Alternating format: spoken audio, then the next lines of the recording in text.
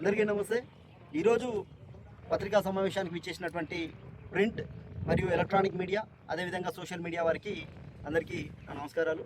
నేను లగచంద్ర సురేష్ రాజ్, దుద్యాల మండల్ భారత రాష్ట్ర సమితి యోజన విభాగం అధ్యక్షుడు. ఈరోజు అకింపేట్లో మనం ప్రెస్ మీట్ పెట్టడానికి కారణం ఏంటంటే, ఇప్పుడు మన చుట్టూ ఉన్నటువంటి వెంచర్లో అవకతవకలు జరిగినాయి. దానికి సంబంధించి కాంగ్రెస్ పార్టీకి సంబంధించినటువంటి ఒక నాయకుడు, సర్పంచ్ భర్త, అకింపేట్ సర్పంచ్ భర్త పట్నం నరేందర్ రెడ్డి గారిని, అదేవిధంగా కేటీఆర్ గారిని, భారత రాష్ట్ర సమితిని, అదేవిధంగా నమస్తే తెలంగాణ పత్రికను అవమానించడం జరిగింది. నరసింహారెడ్డి యూట్యూబ్ జర్నలిస్ట్గా ఉన్నావు, జర్నలిజం పేరుతో బియ్యం తెచ్చుకొని కొనుక్కొని తిన్నావు. అదే జర్నలిజాన్ని ఈరోజు అవమానిస్తూ ఉన్నావు. నేను కూడా గతంలో జర్నలిస్ట్గా, వీడియో జర్నలిస్ట్గా ఉన్నా. జర్నలిజం విలువలు తెలిసిన ఏ వ్యక్తి కూడా ఏ పత్రికను కాళ్ళకేసి తుడిచారు. నువ్వు ఈరోజు నమస్తే తెలంగాణ పేపర్ని నువ్వు కాళ్ళకేసి తుడిచినావు అంటే నువ్వు తినే అన్నంలో కాళ్ళు పెట్టేటటువంటి వ్యక్తివి. జర్నలిజం పేరుతో ఆ రోజు నువ్వు నీ కుటుంబాన్ని పోషించుకున్నావు. ఈరోజు అదే జర్నలిస్టులని, పత్రికల్ని అవమానిస్తూ ఉన్నావు. ఖచ్చితంగా నువ్వు బయటికి వచ్చి నమస్తే తెలంగాణ పత్రికకు మరియు ఆ సంస్థలో పనిచేస్తున్న ప్రతి జర్నలిస్టుకు నువ్వు క్షమాపణ చెప్పాలని చెప్పేసి ఈ సందర్భంగా డిమాండ్ చేస్తూ ఉన్నాను. ప్రధాన అంశం లేఅవుట్కు సంబంధించి నరసింహారెడ్డి గారు మీరు మాట్లాడుతూ చెప్పినటువంటి అంశాలను నేను చెప్తా ఉన్నా. సోషల్ మీడియా, యూట్యూబ్ ఛానల్ వాళ్ళకు ముఖ్యంగా నేను మీకు విజ్ఞప్తి చేస్తూ ఉన్నా. గతంలో ఆయన మాట్లాడినటువంటి మాటలు, ఈ లేఅవుట్లో జరిగినటువంటి అవకతవకలు నేను ఫిగర్స్తో సహా చెప్తాను. మీరు ఖచ్చితంగా వాటిని పక్కపక్కనే చూపించాలి. ఎందుకంటే ఆయన కళ్ళు తెరుచుకోవాలి. ఆయనతో పాటు కొడంగల్ నియోజకవర్గంలో ఉన్న ప్రతి వ్యక్తికి ఈ సమాచారం అందాలి కాబట్టి ఆ విధంగా మీరు చేయండి. అకింపేట్ ఇండస్ట్రియల్ కారిడార్లో 90 ఎకరాలు లేఅవుట్ అన్నాడు. వాస్తవానికి 93.74 ఎకరాలు లేఅవుట్ వేయడం జరిగింది. 3.74 ఎకరాలు కుంభకోణం జరిగిందనేది వాస్తవమా కాదా? నరసింహారెడ్డి గారు మీరు చెప్పిన మాటల్లో నేను చెప్తా ఉన్నా. అదేవిధంగా ఎర్రగుంటకు 14 ఎకరాలు కేటాయించినామని చెప్పిండు. నేను చెప్తా ఉన్నా, బఫర్ జోన్తో కలుపుకొని 12.51 ఎకరాలు ఎర్రగుంటకు కేటాయించడం జరిగింది. ఎర్రగుంటలో 1 ఎకరా భూమి ఎవరు మింగేసిండ్రో నరసింహారెడ్డి గారు చెప్పాలి. అదేవిధంగా ఫ్లాటింగ్ ఏరియా 34 ఎకరాలు అన్నాడు. వాస్తవానికి 36 ఎకరాల 36.12 ఎకరాలు వేసిండ్రు. మరి దీంట్లో 2.12 ఎకర్స్ ఎవరు మింగేసిండ్రు? అదేవిధంగా 252 సర్వే నెంబర్కి వచ్చినట్లయితే 252 సర్వే నెంబర్లో ఇంకా రైతులకు ఇవ్వాలి 34 ఎకరాలు అని చెప్తా ఉన్నాడు. ఆ రైతులు ఎవరు? తిరుపతి రెడ్డి గారు ఆ రైతు, రేవంత్ రెడ్డి గారు ఆ రైతు. ఎందుకు ఇంకా ఆ భూమిని కేటాయించలే ఆ 34 ఎకరాలని అని చెప్పేసి ఈ సందర్భంగా వారిని ప్రశ్నిస్తూ ఉన్నా. అదేవిధంగా రాళ్ల కుప్పల మీద మీరు చూసినట్లయితే ఒక ఎలక్ట్రిక్ స్తంభం హైట్ రాళ్ల కుప్పలు పోసి ఆ రాళ్ల కుప్పల్లో పోల్స్ బాతిండ్రు. అట్లా ప్లాట్లు కేటాయించిన వ్యక్తులు, ఆ భూములు సర్వస్వం కోల్పోయినటువంటి రైతులు ఎట్లా అక్కడ ఫ్లాట్ ఏర్పాటు చేసుకుంటారు? ఏర్పాటు చేసుకోవాలంటే ఎన్ని లక్షల ఖర్చు వస్తుంది? రాళ్ల మీద ప్లాట్లు కేటాయించి రైతులను ఇల్లు కట్టుకోమని మీరు చెప్తే నరసింహారెడ్డి గారు ఎట్లా కట్టుకుంటారు? దీన్ని మీరు పునరాలోచించుకోవాలి. అదేవిధంగా ఈ లేఅవుట్ వేసినటువంటి హైరా వాళ్ళకు కూడా మేము విజ్ఞప్తి చేస్తూ ఉన్నాం. రైతులు ఇబ్బంది పడుతూ ఉన్నారు. మీరు ఫ్లాట్లు ఏదైతే వేసిండ్రో ఆ ఫ్లాట్లలో రాళ్ళు పోసి మీద పొడిగా మన్ను జల్లి ఫ్లాట్లు కేటాయించిండ్రు. లేఅవుట్ని సరైన పద్ధతిలో వేయాలి, లేకపోతే ఈ లేఅవుట్ మీద లీగల్గా భారత రాష్ట్ర సమితి వెళ్తుందని చెప్పేసి ఈ సందర్భంగా హెచ్చరిస్తూ ఉన్నాం. అదేవిధంగా అక్కింపేటలో దొంగ పాస్ పుస్తకాలు క్రియేట్ చేసి ఈ ప్రాంతంలో తీవ్రంగా ఉద్యమం జరుగుతున్న సమయంలో కలెక్టర్ గారిని కొట్టిండ్రు అనే నెపం పెట్టుకొని, సాక్షాత్ కలెక్టర్ గారే చెప్పిండ్రు మా మీద దాడి జరగలేదని నెపం పెట్టుకొని అమాయకులైన వ్యక్తుల్ని, ప్రభుత్వ ఉద్యోగుల్ని, విద్యార్థుల్ని, బీజేపీ కార్యకర్తల్ని, బీఆర్ఎస్ కార్యకర్తల్ని, సామాన్య రైతుల్ని అర్ధరాత్రి పూట వచ్చి గుర్రెల్ని గుంజుకపోయి జైళ్ళలో బంధించిర్రు. మేము చెప్తా ఉన్నాం, ఆ రోజు మీరు గుంజుకపోయారు, జైళ్ళలో బంధించిర్రు. సరే, మీరు బంధించిన తర్వాత మా పోరాటం వల్లనే కదా ఈ రైతులకు న్యాయం జరిగింది. ఎర్రన్పల్లిలో మీరు ఏం చేసిండ్రు? 10 లక్షలు ఇస్తామని చెప్పి 6 లక్షలు ఇచ్చి అక్కడ ఉన్న రైతుల్ని మోసం చేసిండ్రు. ఈ ప్రాంతంలో 9 నెలల మా పోరాటం వల్లే 20 లక్షలు ఫ్లాట్ రావడం జరిగింది. మా నాయకుడు నరేందర్ రెడ్డి గారు సాక్షాత్ చిల్రపల్లి జైల్లో 36 రోజులు ఉన్నటువంటి పరిస్థితి. నేను కంది జైల్లో అయితేనేమి, చెంచల్గూడ జైల్లో అయితేనేమి 70 రోజులు ఉన్నటువంటి పరిస్థితి. నాతో పాటు నా మిత్రులు చాలామంది ఉన్నారు, రైతులు చాలామంది ఉన్నారు. అమాయకులను జైళ్ళల్లో బంధించి ఇబ్బంది పెడతా ఉంటే ఆ రోజు central tribal commission, central human right commission, state human right commission, state tribal commission వీళ్ళందరూ కూడా, అదేవిధంగా వివిధ రాజకీయ పార్టీలు, మా నాయకుడు కేటీఆర్ గారు అయితేనేమి, వివిధ రాజకీయ పార్టీలు అయితేనేమి, ప్రజా సంఘాలు అయితేనేమి ఒత్తిడి తీసుకొచ్చినప్పుడే కదా ఈ ఏరియాలో 20 లక్షలు రేట్ పెంచినావు. మేము ఏమడిగినాం? ఫార్మా కంపెనీ తెస్తా అంటున్నావు. ఫార్మా కంపెనీ అనేది ఈ ప్రాంతాన్ని పొల్యూట్ చేస్తుంది. దుర్మార్గుడా, ఈ ప్రాంత ప్రజల ఓట్లతో గెలిచినావు కదా, ఈ ప్రాంతాన్ని నువ్వు డెవలప్ చేయాలనుకుంటే ఈ ప్రాంతంలో మంచి కాలేజీలు తీసుకురా అని చెప్పినాం. ఈ ప్రాంతంలో మంచి కంపెనీలు తీసుకురామన్నాం, టెక్స్టైల్ తెమ్మన్నాము, ఐటీ కంపెనీలు తెమ్మని చెప్పినాం. మమ్మల్ని జైళ్ళల్లో బంధించి అక్రమంగా ఆ రోజు నువ్వు ఫార్మాను విత్డ్రా చేసుకొని తర్వాత ఈరోజు ఎడ్యుకేషన్ హబ్ తెచ్చినావు. సంతోషం, ఎడ్యుకేషన్ హబ్ ఏర్పాటు చేస్తున్నందుకు అందరం స్వాగతిస్తూ ఉన్నాం. మేము ఎక్కడ అభివృద్ధికి అడ్డం కాదు. అయితే ఈ సన్నాసులు కొడంగల్లో కొంతమంది కాంగ్రెస్ నాయకులు మాట్లాడుతూ అంటారు, మేము అది తెచ్చినాం రేవంత్ రెడ్డి గారు ఉండడం వల్లే అయింది. ఆ సన్నాసోడ రేవంత్ రెడ్డి ఎమ్మెల్యే అయితే, ముఖ్యమంత్రి అయితే ఈ ప్రాంతానికి అభివృద్ధి జరుగుతుందనే ఈ ప్రాంత బిడ్డలు ఓట్లేసి ఎమ్మెల్యేని చేసిండ్రు కదా. రేవంత్ రెడ్డి అత్తగారు ఇచ్చిన కట్నం ఏమన్నా ఇక్కడ ఖర్చు పెడుతున్నాడా? రేవంత్ రెడ్డి తాత ముత్తాతల ఆస్తులు ఏమన్నా ఇక్కడ ఖర్చు పెడుతున్నాడా? ట్యాక్స్ల రూపంలో మేము కట్టినటువంటి పైసలు మాకే కదా ఖర్చు పెడుతున్నాడు.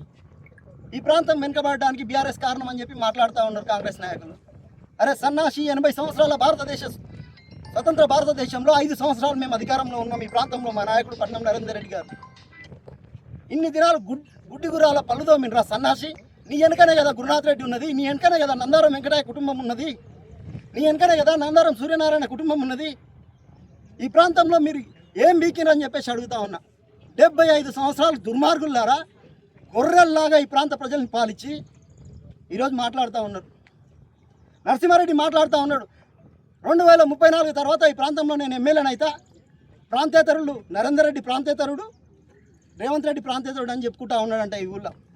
వాస్తవమే, ప్రాంతేతరులు. అయ్యా తిరుపతి రెడ్డి గారు, నేను మీకు సూటిగా చెప్తా ఉన్నా, ఈ ప్రాంత కాంగ్రెస్ పార్టీ నియోజకవర్గ ఇన్ఛార్జ్గా ఉన్నారు. మీకే నీళ్లు తెస్తా ఉన్నాడు, ఎసరు పెడతా ఉన్నాడు.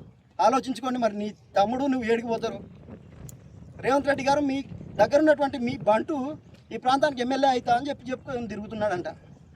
వాస్తవంగా మీ దగ్గర బతికినటువంటి వ్యక్తి మిమ్మల్ని కాదని 2034 తర్వాత నేను ఎమ్మెల్యే అవుతా అని చెప్పుకుంటున్నానంటే ఏమనాలి? అది మీరే ఆలోచించుకొని, మాకు సంబంధించిన విషయం కాదు. దుద్యాల మండలంలో 3 నరసింహలు జత అయినరు. బక్కోడోడు, పొడుగోడోడు, పొట్టోడోడు. ఇంకోడు పాటలు పాడతాడు, వాడు కూతలు కూస్తాడు, ఇంకోడేమో మురుగుతూ ఉంటాడు, మీడియా మైకులు కనిపిస్తూ ఉంటాయి. ఇక వీళ్ళందరికీ తోడు ఇంకోటి జత అయిండు, అవిటి శేఖర్. అవిటి శేఖర్, నీ బతికేందిరా? నేను ప్రశ్నిస్తూ ఉన్నా నిన్ను. నరేందర్ రెడ్డి బట్టలు ఇప్తా, ఏం బట్టలు ఇప్పి ఇస్త్రీ చేస్తావా సన్నాసి? పండబెట్టి తొక్కుతా బిడ్డాను అనుకుంటా ఉన్నావు. అవిటి శేఖర్, గుర్తుపెట్టుకో, వాళ్ళు జాగ్రత్త పెట్టుకొని మాట్లాడు. పండబెట్టి తొక్కుతా సన్నాసి. విఠలరావుని మోసం చేసినట్ల, తిరుపతి రెడ్డిని మోసం చేసినట్ట ఏది పడితే అది మాట్లాడవచ్చు అనుకుంటున్నావు. నరేందర్ రెడ్డి గారి విషయంలో కానీ, కేటీఆర్ గారి విషయంలో కానీ నువ్వు మాట్లాడితే నిన్ను పండబెట్టి తొక్కుతా, తస్మాత్ జాగ్రత్త అని చెప్తా ఉన్నా. దుద్యాల మండలంలో నరేందర్ రెడ్డి గారికి నిలబడ్డానికి జాగా కూడా లేకుండా చేస్తా అంటున్నావు. కబ్జాలు చేస్తావా సన్నాసి దుద్యాల మండలాన్ని? కొడక అనుకుంటా ఉన్నావు నువ్వు.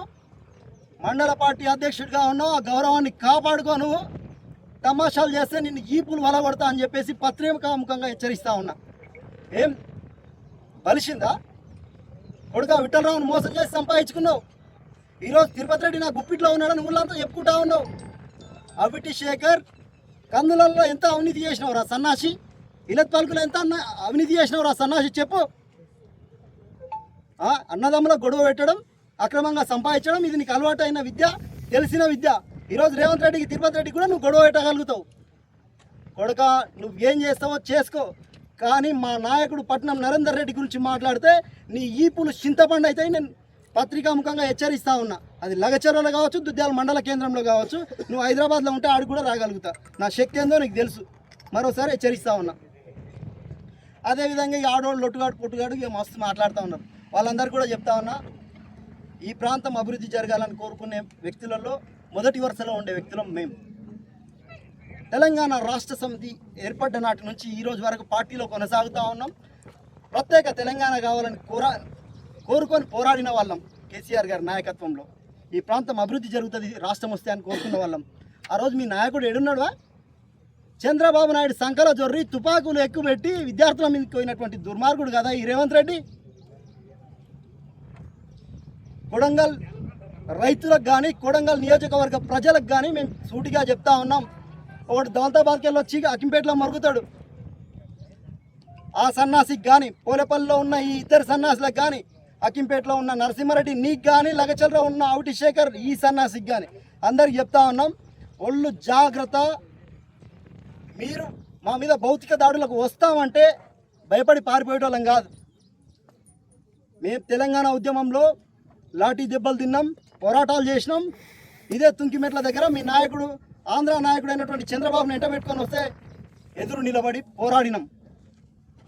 ఇంకా కూడా మేము చెప్తా ఉన్నాం, ఈ ప్రాంత అభివృద్ధి కోసం ఎంతవరకైనా వస్తాం, ఏదైనా చేయగలుగుతాం. మీరు భౌతిక దాడులు చేస్తా అంటే భయపడి పారిపోయేటోళ్ళం కాదు. కొన్ని చూస్తూ ఉన్నాం, 3 రోజుల నుంచి ఏం మాట్లాడతారు, ఏం జరుగుతుంది, ఏంది అని ఇష్టానుసారం మాట్లాడుతూ ఉన్నారు. జాగ్రత్త అని చెప్పి హెచ్చరిస్తూ ఉన్నా. అదేవిధంగా రేవంత్ రెడ్డి గారు గత ఎలక్షన్లో కాకముందు అంతకుముందు ఎలక్షన్లో ఏం చెప్పిండు, లగచర్లను దత్తత తీసుకుంటా అని చెప్పిండు. ఏం చేసినావా నువ్వు లగచర్లకు? 5 సంవత్సరాలు ఎమ్మెల్యేగా ఉంటుంది కదా, లగచర్లకు ఏం చేసినావు నువ్వు? లగచర్ర భూములు గుంజుకొని లగచర్ర రెవెన్యూలో ఒక్క కాలేజ్ అన్న పెట్టినావా నువ్వు? ఈరోజు అక్కింపేట తీసుకపోతా ఉన్నారు. సరే, మా మండలం సంతోషం, ఇక్కడ అభివృద్ధి జరిగితే కూడా మేము స్వాగతిస్తూ ఉన్నాం. లగచర్ర రైతులను జైల్లో బంధిస్తాం, లగచర్ర రైతుల భూములు గుంజుకుంటాం, లగచర్ర రైతులకు సరైన ప్లాట్లు కేటాయించాం. ఇష్టానుసారం ప్రవర్తించుకుంటా నీ మోక చేతి నీళ్ళు తాగే ఈ బంట్లంతా ఇష్టానుసారం ప్రవర్తిస్తూ ఉంటే, ఒక మాజీ ఎమ్మెల్యే గారు అనే గౌరవం లేకుండా మాట్లాడుతూ ఉంటే కంట్రోల్ చేయాల్సిన బాధ్యత నీ మీద లేదా? ఇప్పటి వరకు వేచి చూసినాం, ఇక ముందు వేచి చూసే పరిస్థితి ఉండదని చెప్పేసి మేము చెప్తా ఉన్నాం. అదేవిధంగా